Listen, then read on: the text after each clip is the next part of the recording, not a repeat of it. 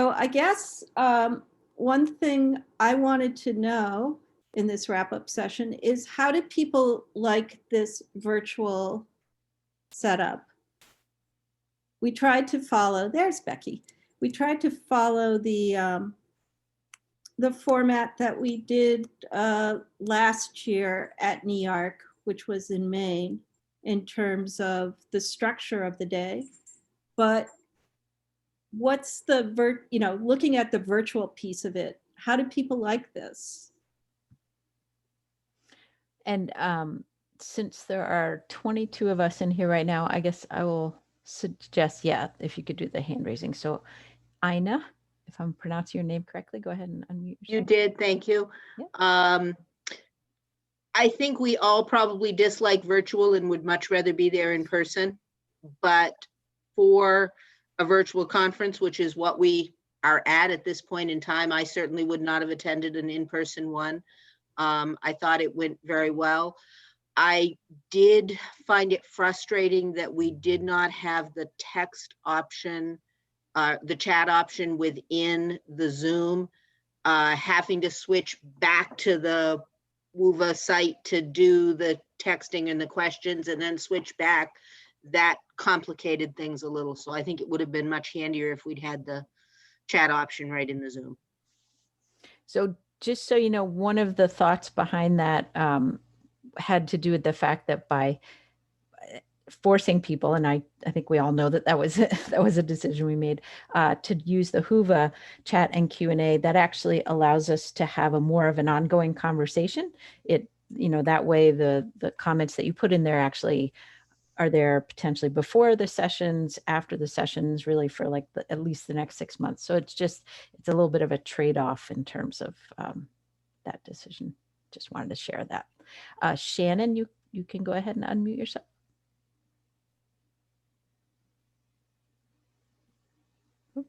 Sorry, my mouse was going onto my other screen, which was really helpful to have. I actually really like this format because I get to sleep at home and I can still participate, and it's much less expensive for me to participate. It's a rare opportunity that I get to come to these, so I actually really like the format. And I'm looking for input from the professionals to know if you are aware of any GIS credentials that you think a high school kid could earn in a year-long course, because I'm trying to enhance some of our CTE programs by bringing some GIS training into the classroom.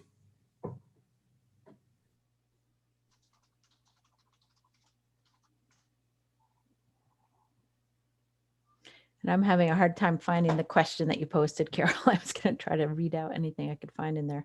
But if anybody would like to either answer Shannon's question, or again, you could actually use the Q&A or chat to do text responses to things as well.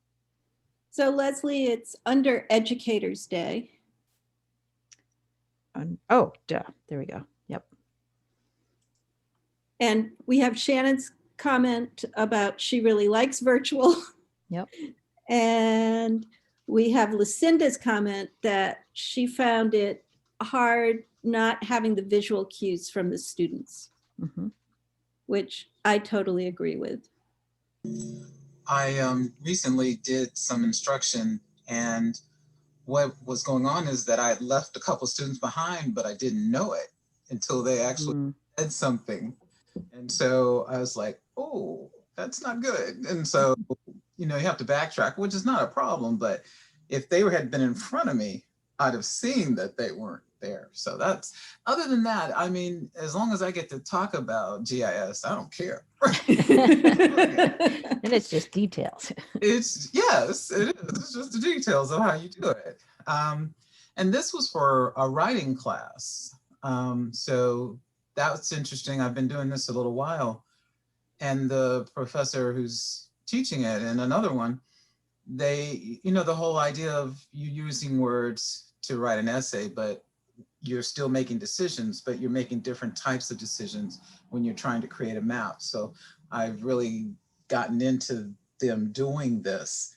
So I have a lot of fun with it, but I've been giving them different options on what they can use. And I was in the OpenStreetMap demonstration this morning. So I have another tool to throw at them. Right. And I forgot once again to mention at the very beginning that we are encouraging, certainly not requiring everyone to turn on your cameras if you want to, just so we can all see each other. So if you feel like it, feel free to do that. And Andy, go ahead. So I was just in another conference Friday and Saturday, and one of the things that they did was really strongly encourage presenters to include some kind of interactivity into their presentation. So, with Zoom, they have, you have the polling feature. And I think that was another reason to pop out the Zoom, was because the polling, someone commented the polling didn't work within a web browser, if that's how you're accessing Zoom. So that kind of forces people to get the application, I suppose. Anyway, but that's, putting in a poll every, halfway through or something like that might be a way to help people stay more engaged. How long were the presentations, Andy? They're only 15 minutes, which is not bad. Oh, and the other conference, Yeah. they were more like, I don't know, they're a little closer to half an hour. So. Yeah, no, it was definitely an intentional decision. Even in the main conference, the talks are only 15 minutes long, with then the half an hour period for discussion. But it does make sense, even if just once or twice, if you could find that inflection point of having some sort of poll or some sort of reaction. I definitely do know that makes a difference. It's a good suggestion. But we're trying, the talks are definitely not, like if it's a half an hour or 40-minute talk, then it's even more important that you just don't talk. But, yeah, but it's a very good suggestion. And if people haven't checked them out, there are a lot of polls posted. Lots of presenters have posted polls within the Whova app. So I encourage you to check those out if you haven't yet. And more will be coming live tomorrow morning if anyone's continuing on to the main conference. So a quick question I just have for people. How did the poster sessions go? Did people join the poster sessions with the meetup? I mean, one of the magical features to me in some ways of this system was that you could have meetups that didn't require Zoom, although we're seeing there's only so many you can have at once, but still, that was one of the decisions for this platform, was that you could have that face-to-face interaction in small groups. So for presenters of posters or people who participated, did anybody go into those poster rooms, or did the poster people sit there just waiting? And if they went in, was it a good interaction? Just looking for anybody that had feedback. I didn't find the individual meetings for the individual posters, but I did go to some of the links for the different posters, and I put some comments on, the main Whova app.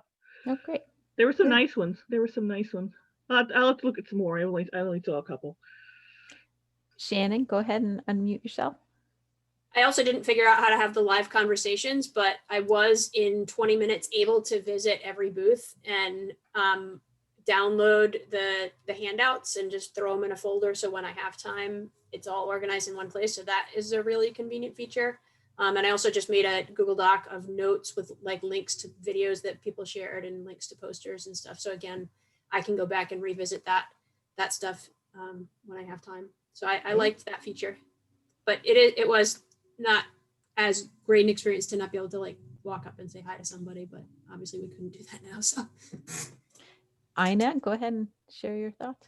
I went into one and there was nobody there. And then the next one I went into, I was the only one there with the two presenters. And so I got a walkthrough of their poster. That was the lead one, an individual walkthrough of their poster, and it was awesome. They did a fantastic job sharing it, and I really enjoyed it. Great. And Andy? Yeah, I actually did not see where the links were into those rooms either. And I even got stuck, going to, the instructions were to go and filter on virtual posters. So I saw a search field and I typed in virtual posters, and of course nothing came up because I was actually in the exhibitor category. And I finally figured out that above that was an unmarked menu that had to change to virtual posters. So that's, I actually sent a note to Whova saying, you got to label your menus. Yeah.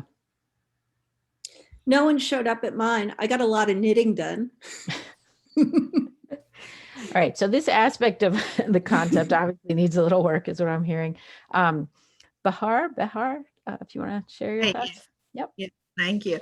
So first of all, thanks to all of you, despite the fact that we are all home. That was a great conference today. I'm gonna be here for the rest. I have been to the Chinese studies session, the poster session. It was great. Everything was good. I chatted with the presenters. The only problem was when they were sending chat in their chat box, it doesn't show on my side. And I was on the exact same thing on the web page that they have been. So I don't know how it's happening. I am going to present a poster tomorrow, so I want to make sure that people can have access to my link. But anyway, thank you so much. All right, thank you. Leslie, could we put a link to the meetup in the poster description? Because I think the finding of that link is the Yeah. Yeah, that's obviously the issue. So I will try to do that. Initially, I didn't see how I could put internal links, but I've realized since then, if I just do that direct link, it does recognize that it's internal. And no. So I will figure out if I can get links to the meetups. That would be very helpful. Thank you. Yep. Yeah. Well, we're always the Educators Day goes first for a reason, right? We're always experimenting. Exactly. I appreciate you all being the guinea pigs, even though that was not the intention. It's just kind of the way it works out. Becky, did you want to share some thoughts?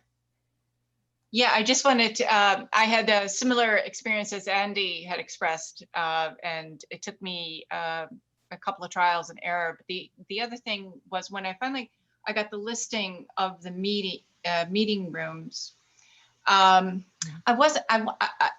searching, you had to go by the name. It was in alphabetical order or something. If I wanted to search by the author or something, it was difficult. And then I didn't know, it took me a while to figure out which ones were on Sunday versus the rest. It just seemed to be a list. It wasn't intuitive to me. So I think there's some work on it. But once I got that figured out, it went well. Thank you for making the effort, I think is. It is odd that they have such a good agenda, but yet when it comes to the meetups, it's like one giant list, which they do have the more recent, the ones that are upcoming sooner at the top, but it would be really nice to be able to say, show me the ones that are happening today. Yeah, there's not a big giant list. Yeah, it's not really organized, basically. Yeah, having the links in the posters themselves somehow could be really useful, because then you can tell people, go to those posters, find the links and go there. Yeah. Or be another. Is the phone app any better for that?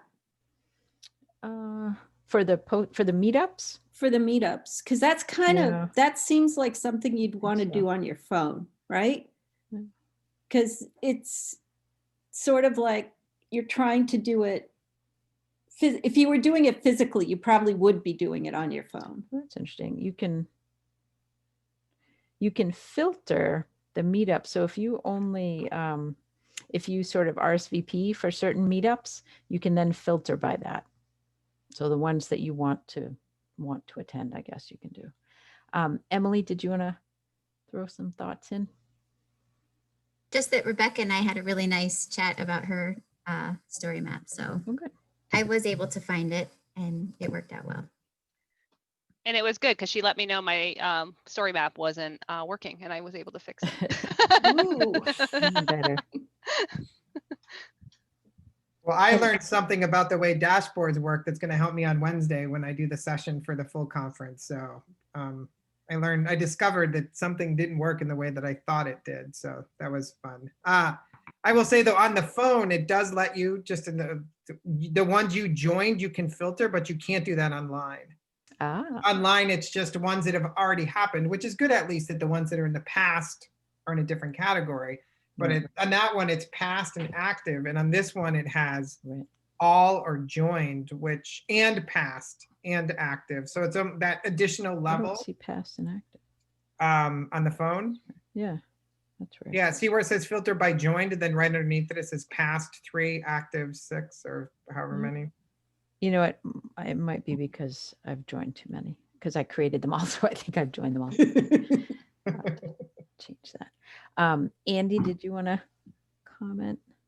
Yeah, I'm not sure if this is something that you can do anything about, but because I have a lot of other things I have to attend to, like a hiring search, that I will have to work around and so on. I was exporting all the stuff to my calendar, so, and that would make it easier to kind of go through and remove things or decide which of 2 tracks I want to work in. And the issue I found is that for the sessions, the morning session, the afternoon session, that calendar item did not include the titles of the individual presentations. Yeah, I don't, unless it includes them in some kind of a description, I don't think there's anything I can do about that. That is probably because the way it's organized, it's by the track or session, which has the Zoom meeting link. So that's kind of the object that you're putting in the, so unless it's just including those as subsessions, like there's a subsession called this, a subset. And if it doesn't do that, it doesn't have to, doesn't have to subset them. It just needs to have that same content that I can see in Whova. Right. That describes those sessions. That could be included in the exported calendar. Yeah, I don't think I have any control over that, but I will look at that because there's always a chance that I do. I just don't remember seeing anything like that. So something else I was wondering is we hope to be live next fall, but who knows? Are people interested in going to Educators Day next fall based on their experience here, virtual or in person? See some heads nodding. Oh, I'm sorry. I like that this was virtual because I can't get out of state most years to come to the conference in person. So this was great. I'm wondering if, one thing I'm personally wondering is that given that it's just one day on a Sunday and almost all of us have to go teach on Monday, is virtual with a smaller group that's in person probably a better setup to get more people? Because I think there might be more people here today than there were in the past 2 or 3 years that I've been going to Educators Day. It's an interesting, so in some ways you might think, well, geez, why don't you just broadcast by Zoom the presentations that are happening, right? I mean, you could have people in the room, you could have people remote, and we've tried a lot of that stuff in extension because there are people all over the state. And so, some people don't want to drive 2.5 hour round trip for a 1 hour meeting. It's very doable in a lot of ways. The one difference that's kind of a pain is if you have interactions with people in the room, it's very difficult for the remote people to understand what's going on. So there are simple ways around that, even just the presenter restating the question before they answer it. Or so you can counteract some of that, but it is difficult to be fully immersed, although I don't know if you only get 80% out of it because you couldn't travel out of state or you didn't have the money or had to teach the next day. I guess from the NEARC perspective, the interesting threshold would be like, how many people in person would it be worth to have an in-person setup? Because if it was both in person and remote, I call this, the remote joiners. Like, what if there were 30 people remote and 4 people in person, and you have to pay for the food and the rooms and all that? So I wonder, it would be interesting dynamic to figure out, could you do both? Or does having it virtual completely replace the in-person? Or like, what's the threshold for amount of in-person people that we would need in order to have it at all? Knowing that a big part of the in-person setup for conferences is room space and food. Some of that stuff, which is negotiated way ahead of the conference itself. But I agree that there's a role for both. And I don't know how people would feel even if NEARC was in person, if Educators Day was virtual. Not that you suggested that necessarily, but I'm just putting it out there as a thought for this group to consider. And who knows what next fall will bring. Of course, in fall 2022, we're scheduled to have the conference in New Hampshire. We're actually coming back, hopefully in person by fall 2022. I feel maybe by then there will be less, I guess I have less hesitation in thinking about an in-person event then versus next fall. Not that next fall won't happen, but I feel like less questioning, but Yeah. I don't know what people would feel if we didn't have it in person and only had it virtual, regardless of COVID. Like, I don't know, maybe this is a way to reach more people more effectively than the in-person, but how many, I guess we'll have to, at least just putting ideas out there for people to think about. Yeah. Or react. For sure. It's even something that you could, to some extent, maybe leave that decision until you set up registration and ask people to register and ask them when they register. If they're signing up for Educators Day, you know, would you participate if it's fully virtual?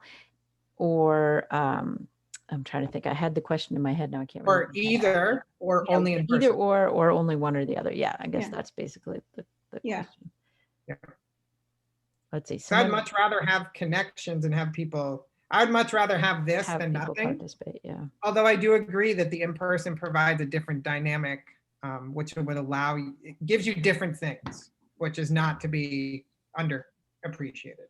Yeah, I mean, being in my little meeting room, knitting away, I was thinking, you know, if I could like listen to the conversation at the poster next to me and listen to that other thing over there, I would be getting something out of this and not getting any knitting done, but you know. That would be okay. That would be okay too. Natasha, did you want to contribute something?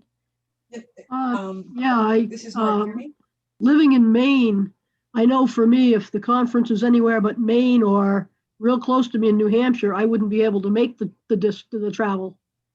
Just for the logistics of having to get back so late and then having to teach the next morning. Yeah. So for me, the online version has been really helpful.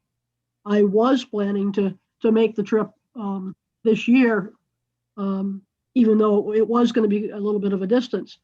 But you know, if it moves too much farther away, it's just impossible for me to get there. So having an online setup like this is really, really helpful for me. Great, good to know. Emily?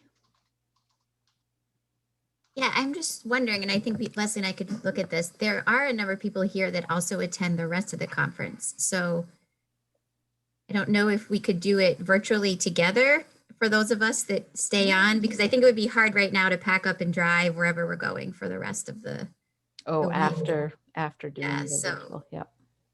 Just something to think about.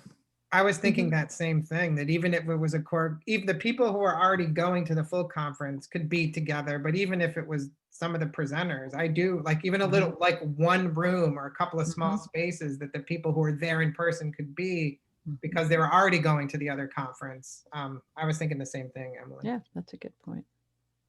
And honestly, the space is the least issue in that, in terms of having the educators conference be a live conference. It's really more the food and AV technology. You know, it's that stuff that you end up having to pay for only a few people. Andy? Well, I'm missing the Esri swag. That's a really important part. You know, we should have convinced them to mail it out to everyone, but I don't think they were in the mood this year. This is where I get my map book every year. Yeah. Yeah. But also I'll just mention we have at least amongst the small college group, we routinely get together for dinner on Sunday night. So I'm missing that as well. Oh, at the Educators Day. Yeah. Yeah.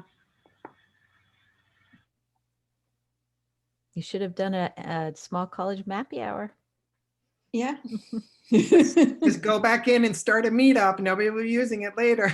Nobody will find it either.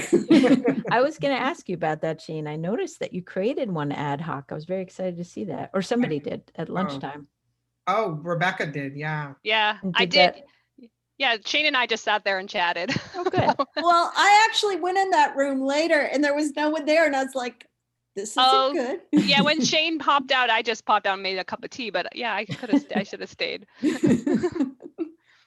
I think the whole meetup thing is great. It's just there's a certain learning curve to that, both in terms of what's possible and then explaining it to people and making sure and linking to it in the appropriate places, whatever is necessary. I learned after I started setting up the poster meetups that we are limited to 5 if we're using the built-in Whova, that Jitsi thing as the platform. And if we want to do more than that, we have to attach our own Zoom meeting to it essentially. And that was anyway, there's a learning curve to all of this. So. Does anybody else have any final thoughts? When we were talking about the conference, we said, we'll start at 3:30. It won't be too long, but definitely people have been on. It's a Sunday. We're almost at 4. Does anybody have any final thoughts? Because we certainly don't want to hold people here past 4.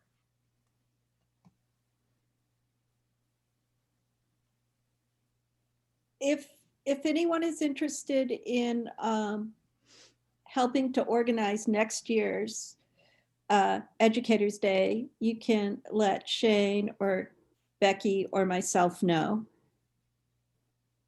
And I just want to say thanks to, it was in the morning, I was so panicked, thanks to Carol and Becky and Rebecca, and who were really, mostly Carol and Becky, who helped organize this, and to Leslie for pivoting and being able to do this and even deciding what the costs were. And Emily also has done a tremendous amount of work as the president in all aspects, much more so than the president normally does in a given year. So I didn't have my thanks ready in the beginning of the day, but I've since regrouped, and I just wanted to say that to everybody as the parting thought from me. Yeah. Thank you to all of you for working so hard to pull this together. It was a good conference. Thank you so much for all of you for what you've done for attending and good conversations. I've really enjoyed today.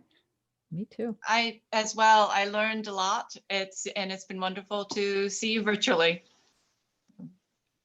Before you hang up, can everybody wave so I can take a screenshot? And Oop. Live waves. thank you. Wait, you got more people. Oh, okay. I'll take another one here. Give me a second. Everybody wave. Everybody wave. Yeah, turn your cameras on. Turn your cameras on. There you go. Thank you. Thank you. Thanks, guys. Thank you. Thanks, Thank everybody. you. Have a good evening. Bye-bye, everyone. Bye-bye. Thank you so much, Leslie. No problem. Thank you.